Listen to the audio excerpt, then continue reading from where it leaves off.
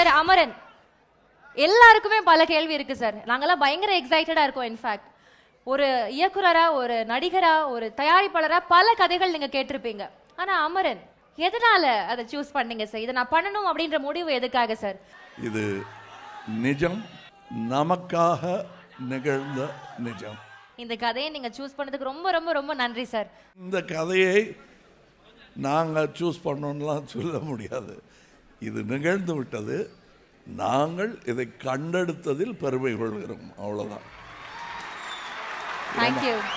இது என்னமோ இது எங்களுக்கு பங்கு என்னன்னா, இது இந்த கடமையை செய்திருக்கிறோம் என்னும் பங்கு தான் சார். அந்த கண்டெடுத்தல் அப்படின்ற ஒரு விஷயம் சார் சொன்னாங்க, எப்படி கண்டெடுத்தீங்க? ஃபர்ஸ்ட் வந்து ஒரு இது இது இது பற்றின தகவல்கள் இருந்துச்சு, இதை பற்றின மெட்டீரியல்ஸ் எல்லாம் இருந்துச்சு, பப்ளிக் டொமைனில் இருந்தது, ஒரு புக்கில் ஒரு சாப்டராக இருந்துச்சு, இப்படி நிறையா இருந்தது. பட் ஸ்டில் இது ஒரு திரைப்படம் ஆகிறதுக்கு இது இது எங்கே தொடங்குது, இது எப்படி முடியுது, இதோட கரு என்ன அப்படிங்கிறது வந்து கிடைக்காம இருக்கும்போது நான் ஒரு வாட்டி உங்களை மீட் பண்ணேன். த films journey started with her, with that one meeting.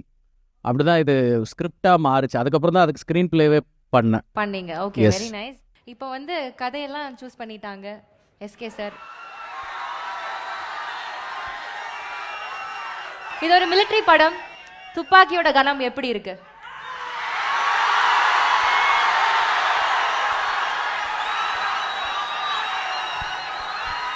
எல்லாருக்கும் வணக்கம். ஹலோ, நன்றி உங்களோட அன்புக்கும் கரகோஷத்துக்கும். துப்பாக்கி எப்போவுமே ரொம்ப ரொம்ப கனமானது. அதை கரெக்டாக ஹேண்டில் பண்ணணும்.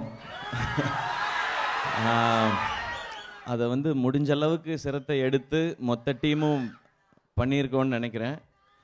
அதை தாண்டி எங்களுக்கு அந்த தைரியத்தை மொத்தமாக கொடுக்கறதுக்கு எங்களுக்கு உலகநாயகன் இருக்கார். ஸோ